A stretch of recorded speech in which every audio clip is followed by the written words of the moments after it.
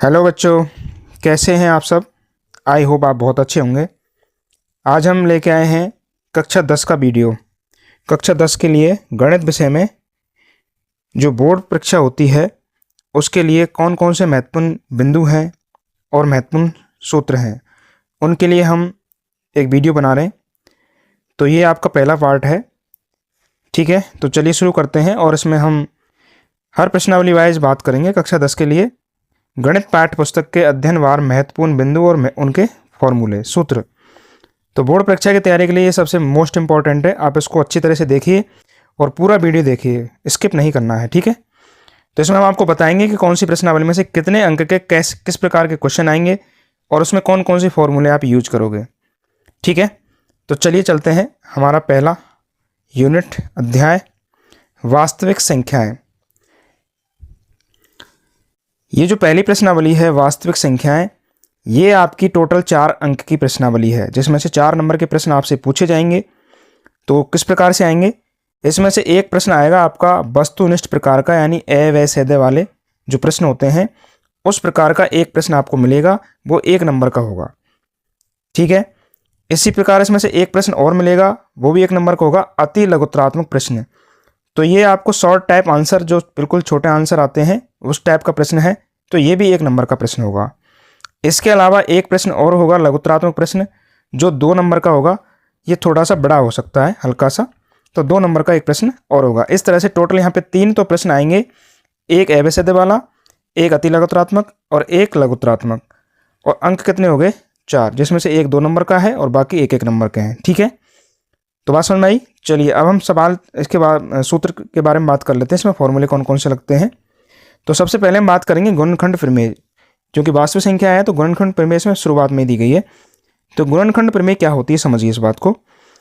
प्रत्येक भाज्य संख्या को अभाज्य संख्याओं के गुणनफल के रूप में व्यक्त किया जा सकता है तथा यह गुणनफल अभाज्य संख्याओं के क्रम के बिना अद्वितीय होता है।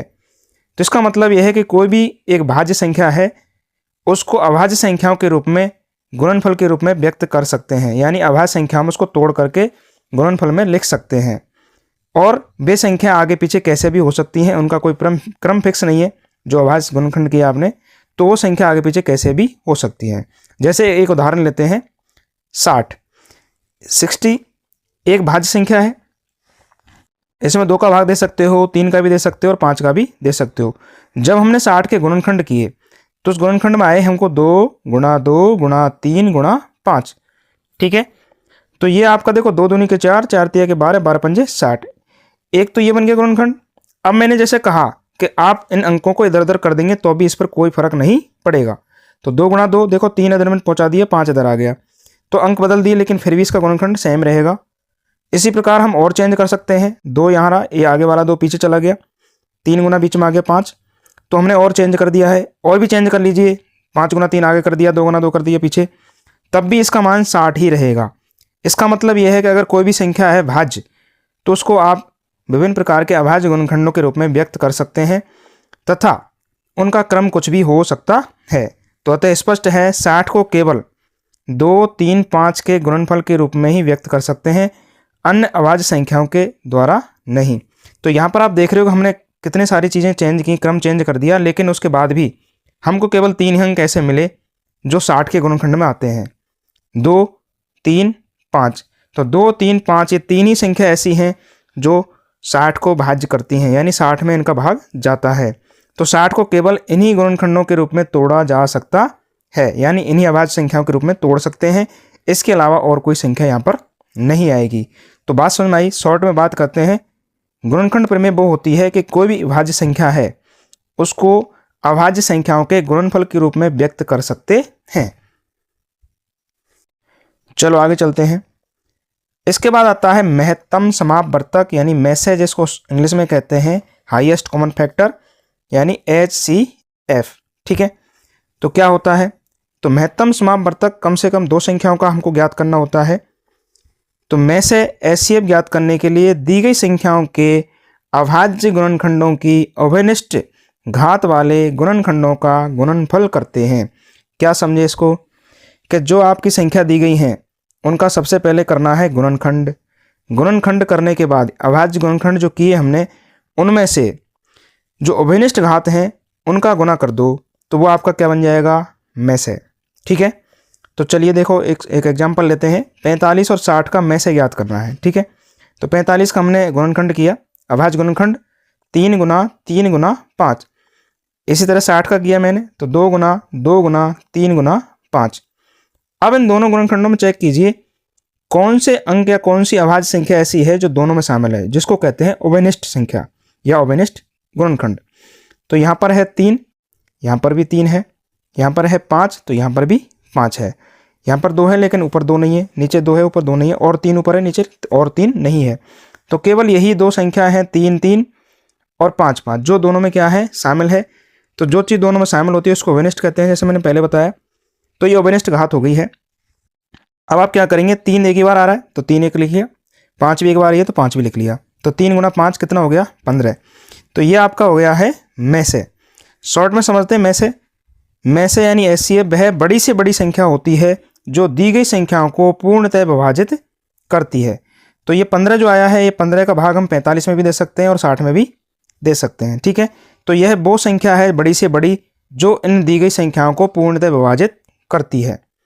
ठीक है, तो अब आगे बढ़ते हैं। लेस है लघुत्तम समापवर्तक, जिसको एलसीएम कहते हैं, लोएस्ट कॉमन फैक्टर। तो लेस है लघुत्तम समापवर्तक ज्ञात करने के लिए दी गई संख्याओं के अभाज्य गुणनखंडों की अधिकतम घात वाले गुणनखंडों का गुणनफल करते हैं। तो इससे पहले वाले में क्या किया था हमने, जो उभयनिष्ठ घात आ रही थी उनका गुणा किया था। अभी हम क्या करेंगे, जो आपके गुणनखंड आते हैं उनकी अधिकतम घात लेनी है आपको और उनको गुना कर देना है। तो चलिए हम 3 संख्या लेते हैं यहाँ पे, 20 40 60 का लेसे ज्ञात करना है। तो सबसे पहले हम 20 के गुणनखंड करते हैं। तो 20 के गुणनखंड किए हमने 2 गुना 2 गुना 5। फिर हमने किए 40 के किए 2 गुना 2 गुना 2 गुना 5। फिर हमने 60 के किए 2 गुना 2 गुना 3 गुना 5। ठीक है, तो ये 20 के 40 के और 60 के क्या हो गए, तीनों क्या हो गए, ये अभाज्य गुणनखंड। अब हम क्या करेंगे, इनमें से जो आपकी गुणनखंड दिए गए हैं इनमें से सबसे बड़ी घातों को छांटेंगे। जैसे यहाँ पे 2 गुना 2 2 बार लिख रहा है कि नहीं, तो यहाँ पे 2 की घात कितनी है, 2।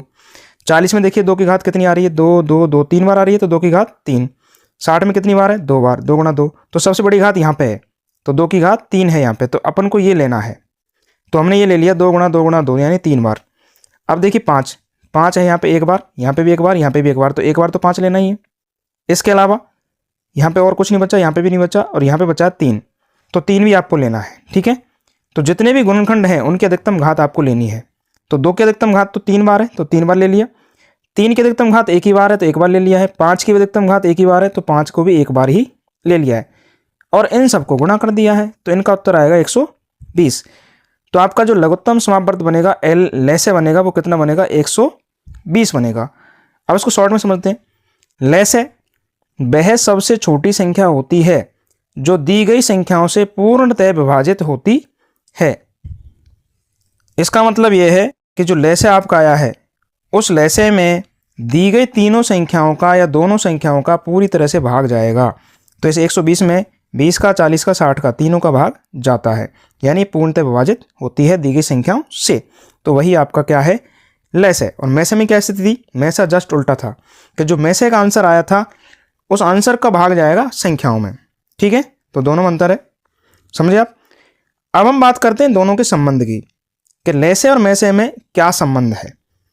तो लेसे और मैसे में एक संबंध स्थापित किया गया है कि यदि आपकी दो संख्याएं, किन्हीं दो संख्याओं n1 n2 ये दो संख्या हो गई आपकी, के लिए लेसे गुणा मैसे बराबर होता है दोनों संख्याओं का गुणा। यानी एक तरफ एलसीएम गुणा एचसीएफ बराबर करना है दोनों संख्याओं का गुणा। अब ये सूत्र कब यूज कर सकते हो आप, तो यह सूत्र उस समय प्रयोग करना है जब दो संख्याओं और उनके एचसीएफ और एलसीएम में से किसी एक का मान हमको निकालना हो। यानी चार चीज़ हो गई हैं, एलसीएम, एचसीएफ, एक संख्या और दूसरी संख्या, इस तरह से चार संख्याएं हैं।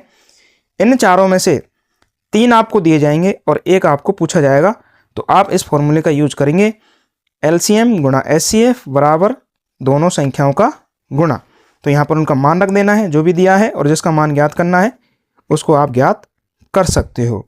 ठीक है, अब चलते हैं थोड़ा और आगे। कुछ विभिन्न प्रकार की स्थितियां हैं कि लैसे में से कुछ जो विशेष संख्याएं होती हैं उनके लिए क्या क्या हो सकते हैं। तो ये 1 नंबर में आपका प्रश्न आ सकता है इनमें से कोई भी, तो आप इसको थोड़ा ध्यान से देखिएगा। यदि 2 क्रमागत संख्याओं का में से पूछा गया है, जैसे कि मान लीजिए 2 और 3 है, क्रम से आ रही है, क्रमागत कोई भी संख्या ले लो आप, 5 6 ले लो, क्रम से लेनी है, ठीक है ना। तो इन दोनों संख्याओं का में से हमेशा ही 1 रहेगा, ठीक है। और लैसे क्या होगा, लैसे इन दोनों संख्याओं का क्या हो जाएगा, गुना। जैसे 2 और 3 मैंने लिया था अभी, तो 2 गुणा 3 यानी 6, 6 इनका क्या हो जाएगा, लैसे, एलसीएम। तो एचसीएफ तो हमेशा एक ही रहेगा, 2 लगातार संख्या आ रही क्रमागत, और में से तो 1 रहेगा, और लैसे कितना हो जाएगा, दोनों का गुना, ठीक है। यानी एचसीएफ 1 और एलसीएम दोनों का गुना, समझे आप। चलो आगे बढ़ते हैं। यदि 2 क्रमागत विषम संख्या दी गई हैं तो उनका भी में से 1 ही रहेगा, यानी एचसीएफ 1 ही रहेगा, और एलसीएम दोनों का वही गुना होगा, सेम, ठीक है। तो चाहे वो क्रमागत संख्या सामान्य आ जाए, चाहे वो विषम संख्या आ जाए, दोनों के लिए सेम ही कंडीशन है, में से दोनों का 1 और दोनों का गुना ही लैसे बन जाएगा, ठीक है। अब एक चीज़ और लेते हैं, नहीं, 2 अभाज्य संख्या दे दी आपको, 2 अभाज्य संख्याओं का में से भी 1 ही होता है, और इनका एलसीएम निकालते हैं, लैसे भी वही रहता है, सेम, दोनों का गुना। तो यहाँ तक तीनों सेम कंडीशन है, ठीक है। इसके अलावा एक और चीज़ आती है सह अभाज्य संख्याओं का में से, तो 2 सहअभाज्य संख्या आ जाती हैं तो उनका भी में से 1 ही होगा, और लैसे भी दोनों संख्याओं का गुना होगा। तो चारों कंडीशन एक ही कंडीशन है, ठीक है। चाहे 2 लगातार संख्या आ जाए, चाहे 2 क्रमागत विषम संख्या आ जाए, चाहे दोनों अभाज्य संख्या आ जाए, चाहे दोनों सहअभाज्य संख्या आ जाए, सबका में से 1 ही होता है, 1 1 1। और में से लैसे क्या होता है, लैसे दोनों का गुना होता है, एलसीएम, ठीक है। अगर 2 संख्याएं सम आ जाएं लगातार, जैसे पहली संख्या ली मैंने 2 और दूसरी संख्या लगातार कौन सी आएगी, 4 आएगी, जो सम संख्या होगी, ठीक है। तो 2 लगातार सम संख्याओं का जो में से होगा वो रहेगा 2, क्योंकि दोनों में 2 का भाग जाएगा, ठीक है। तो दोनों का में से कितना हो जाएगा, 2। और लैसे क्या बनेगा, लैसे बनेगा दोनों संख्याओं को गुणा करके 2 का भाग लगा देना है, ठीक है। तो ये आपका लैसे बन जाएगा। ये शॉर्ट टाइप आंसर है। अब इसके अलावा कुछ और चीज़ें भी आपकी प्रश्नावली में पूछी जाती हैं अपरिमेय संख्याओं को सिद्ध करने वाली। तो अपरिमेय संख्याएं सिद्ध करने के लिए आपको जो प्रश्न आएगा वो लघुत्तरात्मक प्रश्न आएगा 2 नंबर वाला, जिसमें √3 एक अपरिमेय संख्या है, सिद्ध कीजिए, √2 अपरिमेय संख्या है, सिद्ध कीजिए। इस तरह के सवाल आपसे पूछे जाएंगे, ठीक है। तो अपरिमेय परिमेय संख्याओं के बारे में आपको थोड़ा सा जानकारी होनी चाहिए। तो यहाँ पर मैं बता रहा हूँ आपको, किसी भी परिमेय संख्या को P/Q के रूप में व्यक्त किया जा सकता है। ये आपकी परिभाषा जानते हो आप परिमेय संख्या की। ऐसी संख्या जिन्हें P/Q में व्यक्त कर सकते हैं वो परिमेय संख्या कहलाती है, जहाँ पर Q is not equal to 0, और P और Q दोनों ही क्या होते हैं, पूर्णांक संख्या होती हैं, यानी माइनस की प्लस की कैसी भी हो सकती हैं, और दोनों ही सह अभाज्य संख्याएं होती हैं, ठीक है। अगला, √a एक अपरिमेय संख्या है यदि a एक पूर्ण वर्ग संख्या है। तो अंडर के अंदर अगर कोई संख्या लिखी है, तो यहाँ पे मैंने a लिखा है, तो वर्गमूल के अंदर कोई भी संख्या अगर लिखी है तो वो संख्या पूर्ण वर्ग संख्या यदि है, यानी उसका वर्गमूल लिया जा सकता है, तो वो बन जाएगी परिमेय संख्या। और यदि वो पूर्ण वर्ग नहीं है तो वो है अपरिमेय, यानी जिसका वर्गमूल नहीं लिया जा सकता है वो होगी अपरिमेय संख्या। इसका मतलब वर्गमूल के अंदर अगर 5 लिखा है तो हम 5 का वर्गमूल नहीं ले सकते हैं, तो ये बन जाएगी अपरिमेय, 5 अपरिमेय है। जबकि अगर 4 लिख दिया अंडर रूट के अंदर तो 4 का वर्गमूल आ जाएगा 2, तो ये बन जाएगी परिमेय, ठीक है। तो दोनों में अंतर है, जिसका वर्गमूल ले सकते हैं वो परिमेय बन जाएगी, और जिसका वर्गमूल नहीं ले सकते हैं, पूर्ण वर्ग नहीं है वो, तो वो बन जाएगी अपरिमेय। साथ ही एक चीज़ और आपने पढ़ी होगी, पाई। तो पाई हमेशा अपरिमेय संख्या ही में ही आती है। तो पाई का मान हम भले 22/7 लिखते हैं, जिसको हम P/Q भी कह देते हैं, लेकिन जब आप 22 में 7 का भाग लगाते हो तो ना तो ये संख्या पूरी रूप से विभाजित होती है और ना ही इसके अंकों की पुनरावृत्ति होती है, इसलिए ये क्या है, एक अपरिमेय संख्या है, पाई।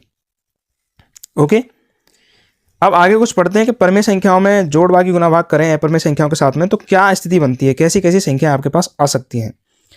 तो यदि 2 परिमेय संख्याओं का हम योग करते हैं, या उनको घटाते हैं, या उनका गुणा करते हैं, या भाग करते हैं, तो हमेशा ही परिमेय संख्या प्राप्त होती है। यानी 2 परिमेय संख्या ली आपने, उनको जोड़ो, घटाओ, गुणा करो, भाग करो, कुछ भी करो, चारों चीज़ों में से कुछ भी करेंगे तब भी आपको क्या प्राप्त होगी, परिमेय ही संख्या प्राप्त होगी। अगला, यदि एक परिमेय संख्या ली और एक अपरिमेय संख्या आपने ले ली, ठीक है, देखो दोनों में फर्क है, 2 परिमेय संख्या है, जब तो आपको कोई फर्क नहीं पड़ेगा, जोड़ लो, घटा लो, गुणा कर लो, भाग कर लो, कुछ भी कर लो, तब भी आपको परिमेय ही आएगी। लेकिन यदि आपने एक पर में ली और एक अपर में ले ली तो कुछ चीज़ें बदलेंगे। अगर आप योग करते हैं, घटाते हैं, गुणा करते हैं और भाग करते हैं तो सदैव आपको एक अपर में संख्या प्राप्त होगी। ठीक है, जहाँ पर q is not equal to 0 रहता है, हमेशा आपको ध्यान होना चाहिए कि नीचे की संख्या कभी भी 0 आपको नहीं लेनी है। ठीक है, हर आपको 0 नहीं लेना है। तो अगर आपने एक पर में ली और एक अपर में ली तो दोनों को जोड़ो, चाहे घटाओ, चाहे गुणा करो, चाहे भाग करो, हमेशा ही अपर में संख्या आएगी। तो दोनों मंत्र समझ में आया आपको। यदि दोनों पर में है तो हमेशा पर में आएगा, यदि एक पर में है और एक अपर में है तो हमेशा ही अपर में आएगा। ठीक है, अच्छा दोनों अपर में संख्या ले लें तो यदि दोनों संख्याओं का योग, दो संख्याओं का योग, दो अपर में संख्याओं का योग अंतर, गुणा और भाग करने पर में या अपर में प्राप्त हो सकती है। यदि आप दोनों को दोनों अपर में ले लेते हो और यदि आप जोड़ते हो, अंतर करते हो, गुणा करते हो, भाग करते हो, इन चारों में से कोई भी संक्रिया करते हो तो दो स्थिति बन सकती है, या तो पर में हो सकती है या फिर अपर में हो सकती है। इसको फिक्स नहीं कर सकते हम। तो यहाँ पर हमने 3 कंडीशन पढ़ी। पहली कंडीशन हमने पढ़ी थी कि दोनों यदि पर में हो तो चाहे जोड़ लो, चाहे घटा कर लो, चाहे भाग कर लो, चाहे गुणा कर लो, हमेशा क्या आएगा? पर में। यदि एक पर में है, एक अपर में, तो तीनों संक्रिया, चारों संक्रिया में से कुछ भी कर लो, अपर में ही आएगा।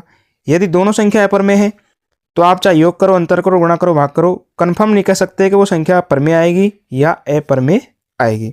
दोनों में से कुछ भी प्राप्त हो सकता है। ठीक है, तो ये पहली प्रश्नावली के कुछ मोस्ट इंपॉर्टेंट सूत्र थे जो आपकी बोर्ड की परीक्षा में आ सकते हैं इनमें से, और आप इसको ध्यान से देख लेना एक बार और नोट कर लेना। अगर कोई प्रॉब्लम समझ में नहीं आती है तो आप हमें बता सकते हैं कमेंट में जा कर के, और हम इस पर सॉल्यूशन भी डालेंगे हर प्रश्न का। उसके लिए हमारे चैनल को सब्सक्राइब करें और लाइक करें, कमेंट करें। ठीक है, और हमारे सजेशन दें। ओके, मिलते हैं अगले वीडियो में प्रश्नावली 2 के साथ।